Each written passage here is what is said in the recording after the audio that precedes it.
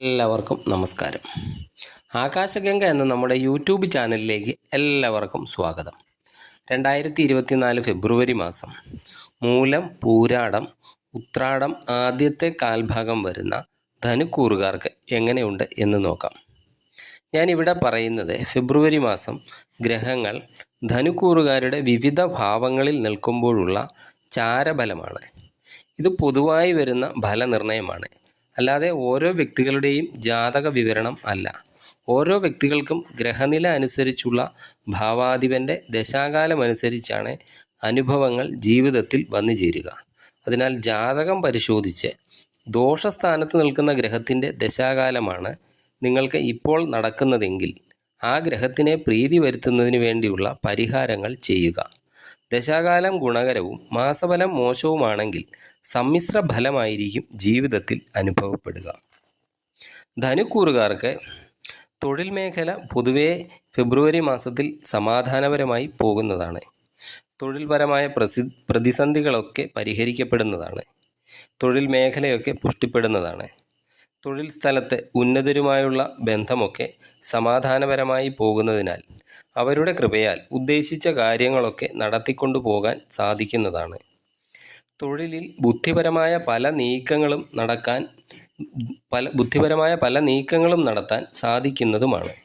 പുതിയ തൊഴിൽ അന്വേഷിക്കുന്നവർക്കും അനുകൂലമായ സമയമാണ്. അവസരങ്ങളൊക്കെ ധാരാളം ഉണ്ടാകുന്നത് കൊണ്ട് മനസന്തോഷവും ഉണ്ടാകുന്നതാണ്. വിദേശ തൊഴിൽ അന്വേഷിക്കുന്നവർക്കും അനുകൂലമായ രീതിയിലുള്ള തൊഴിൽ ലഭിക്കുന്നതാണ്. ബിസിനസ്സുകാർക്ക് മാസത്തിൻ്റെ ആദ്യ ഭാഗങ്ങൾ അനുകൂലമാണ്. മാസാവസാനമാകുമ്പോഴേക്കും ബിസിനസ്സിൽ നഷ്ടമുണ്ടാകുമോ എന്ന ഭയം വർദ്ധിക്കുന്നതിനാൽ മാസാവസാനം ശ്രദ്ധയോടെ പോകേണ്ടതാണ്.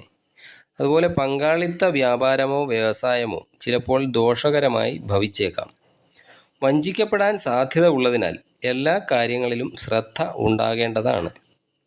ധനപരമായി അനുകൂലമാകുന്ന മാസമാണ് ഫെബ്രുവരി മാസം.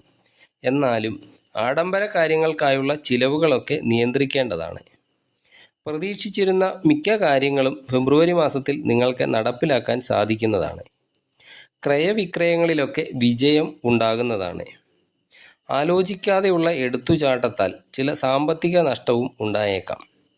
അതിനാൽ ആ കാര്യങ്ങളൊക്കെ അല്പം ശ്രദ്ധിക്കേണ്ടതാണ്. കുടുംബ ഓഹരിയൊക്കെ ലഭിക്കാനുള്ളവർക്ക് അതൊക്കെ ലഭിക്കാനുള്ള യോഗം കാണുന്നുണ്ട്. ഊഹക്കച്ചവടം ചെയ്യുന്നവർക്ക് ഫെബ്രുവരി മാസം നഷ്ടം ഉണ്ടാക്കുന്നതാണ്. വിദ്യാർത്ഥികൾക്കും അനുകൂലമായ മാസമാണ്. മത്സര പരീക്ഷകളിലൊക്കെ പ്രതീക്ഷിച്ചിരിക്കുന്നതിനപ്പുറം ഒരു വിജയം കരസ്ഥമാക്കാൻ സാധിക്കുന്നതാണ്. സംസാരത്തിലൊക്കെ നല്ല വാചാലത പുലർത്താൻ സാധിക്കുന്നതുമാണ്.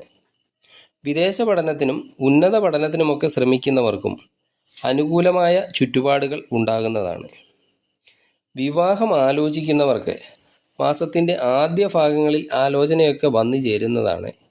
മാസാവസാനം അത്ര ഒരു ഗുണകരമല്ല. സ്നേഹമൊക്കെ നടിച്ച് അടുത്തു കൂടുന്നവരെയൊക്കെ പ്രത്യേകം ശ്രദ്ധിക്കേണ്ട സമയമാണ്. അതുപോലെ എന്തെങ്കിലും കാര്യത്തിൽ വെട്ടിത്തുറന്നുള്ള അഭിപ്രായ പ്രകടനങ്ങളൊക്കെ ഒഴിവാക്കേണ്ടതാണ്. അത് ദോഷം വരുത്തി വെക്കുന്നതാണ്. അതുപോലെ സുഹൃത്തുക്കളിൽ നിന്നൊക്കെ സഹായവും ലഭിക്കുന്നതാണ്.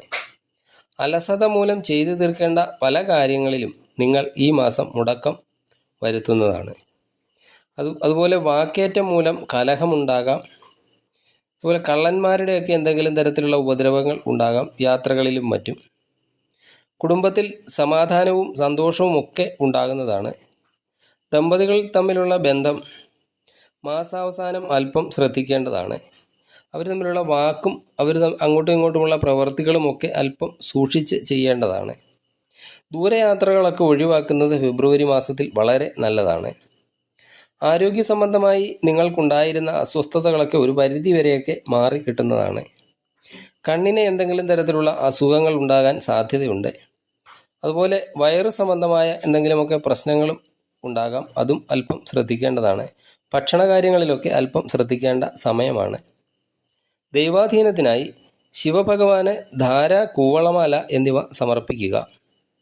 അതുപോലെ ദേവിക്ക് ചെമ്പരത്തിമാല സമർപ്പിച്ച് പ്രാർത്ഥിക്കുക. നിങ്ങൾക്ക് നല്ലൊരു മാസമായി തീരട്ടെ ഫെബ്രുവരി മാസം. നന്ദി, നമസ്കാരം.